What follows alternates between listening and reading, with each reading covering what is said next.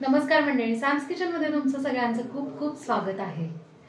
मंडळी, आज आपण अगदी झटपट होणारा ग्लुटेन फ्री असा नाश्त्याचा प्रकार करणार आहोत। बऱ्याच घरांमध्ये पूर्वीपासून केलाच जातो, पण आता जरा थोडं प्रमाण कमी झालेलं आहे। पण खरं सांगू का, हा इतका हेल्दी नाश्ता आहे, सो नक्की तुम्ही पण हा करून बघा।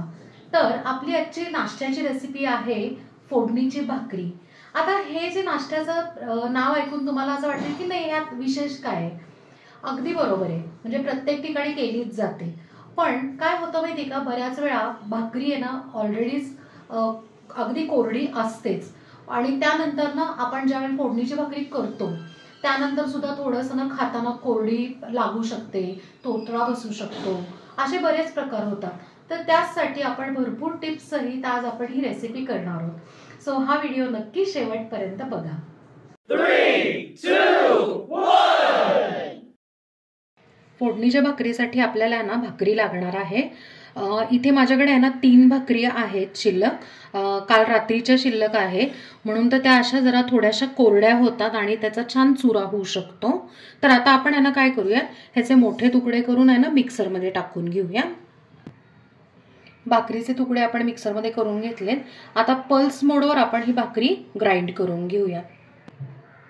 पल्स मोडवर आपण काढून घेतलेली आहे भाकरी। इथे आपल्याला फोडणीच्या भाकरीसाठी 2 कांदे लागणार आहेत, ते आपण बारीक चिरून घेऊया। कांदे जेवढे तुम्ही जास्त घ्याल ना, तेवढी आपली जी भाकरी आहे किंवा फोडणीची भाकरी आहे ती छान मऊसर राहते। आपण दोन्ही कांदे चिरून घेतलेले आहेत। आता आपण फोडणी करायला घेऊया। फोडणीसाठी एका कढईमध्ये छोटा डाव मी तेल तापवून घेतलंय। त्यात आता पहिले आपण शेंगदाणे घालून घेऊया। शेंगदाणे छान लालसर असे तळून घेऊया। शेंगदाणे गुलाबी झाले ना की त्यात मोहरी घालून घ्यायची। मोहरी तडतडतीये, त्यात आता कढीपत्ता, पाव चमचा हिंग, अर्धा चमचा हळद, फोडणी मिक्स करून घेऊया। आता बारीक चिरलेला कांदा, आता आपण कांदा ह्याच्यात परतून घेऊया। पण कांदा किती परतायचा ते तुम्हाला सांगते मी।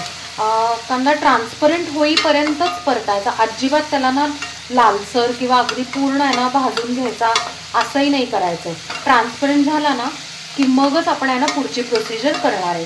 अंदाजे एक 2 ते 3 मिनिटं लागतात। ट्रान्सपरंट झाला की मी तुम्हाला दाखवते। कांदा आपण छानपैकी परतून घेतलेला आहे आणि तुम्ही बघू शकता कांद्याचा कलर चेंज झालेला नाहीये आणि परफेक्ट असा ट्रान्सपरंट दिसतोय। ह्याच्याने काय होतं माहितीये का, की थोडासा ओलसरपणा आपला टिकून राहतो कांद्यामधला। यासाठी आपल्याला ही प्रोसेस करणं खूप गरजेची आहे। त्यात आता आपण अर्धी वाटी पाणी घालून घेऊया।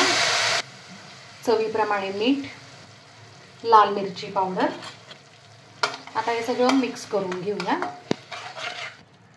आता या फोडणीतनं मी पाणी ह्याच्यासाठी टाकलं की भाकरी आपली कोरडी असते, शेवटी तोतरा बसू नये म्हणून आपल्याला हे पाणी टाकावं लागतं, म्हणजे शेवटपर्यंत आपली भाकरी छान मऊसर राहते यासाठी।